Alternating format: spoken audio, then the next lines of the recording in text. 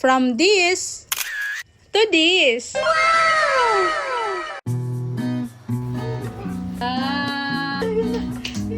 So ngayon guys, tayo ay maglalagay ng sapin sa ating sofa. So ito nga pala yung mga kulay na ilalagay natin.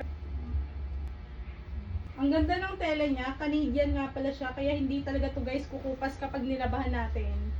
Sobrang excited na ako guys na ilagay natin siya dito sa sofa. Kasi guys, ito ay pinakustomize ko. Yes po, pinagawa ko siya kasi hindi talaga ako nakakakita sa online nang nasusukat dito sa sofa namin. So, garterized pala to siya guys. Ang likod niya garterized na.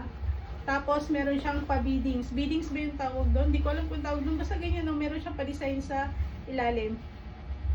Diba? Ang ganda.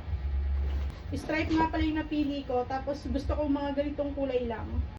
Marami po kayong pagpipilian ng mga design at color. Dito ko nga pala yan pinagawa kay Ma'am Eliza. Sobrang sulit talaga yung binayad ko dito, Mariko, kasi sobrang ganda ng tela na ginamit niya. Canadian na nga pala siya. Tapos yung pagkakatahi ay pulido na. Kaya kung naghahanap ka nga dyan ng sofa cover or kahit sa sapin ng TV ninyo or sa punda, Mariko, i-PM nyo lang pala or i-message nyo si Ma'am Eliza. Kahit saang lugar po kayo nakatira ngayon, pwede po kayong umorder dito kay Ma'am. Sinasabi ko sa inyo, sobrang sulit talaga yung ibabayad mo dito. As in, Mariko, makakapili ka pa ng design ng gusto mo. Tapos yung cover, Mariko, talagang sobrang ganda, talagang saktong-sakto siya. Dahil nga maglalagay na tayo ng sofa cover, huy, talaga namang excited ako, kaya naman ito, vinacuum ko na nga yung sofa namin, tapos itong sahig. May kabigatan nga pala itong aming sofa, Mariko, kaya ito, nagpatulong na nga ako dito kay Kia Lane para nga magbuhat. Vinacuuman ko na rin pala yung mga area na hindi talaga madalas nadudukot ng walis, kaya naman ayan, pagkatapos ay binalik lang din namin yan. At heto, tara na, magko-cover na tayo ng sofa, huy. Dalawang kulay ng sofa cover nga pala yung binili ko. Ito nga pala ang color brown at yung isa naman ay light lang. Pero sa design nila, stripe din, Mariko, kasi gusto ko lang yung plain lang, ayoko yung mga pa-flower,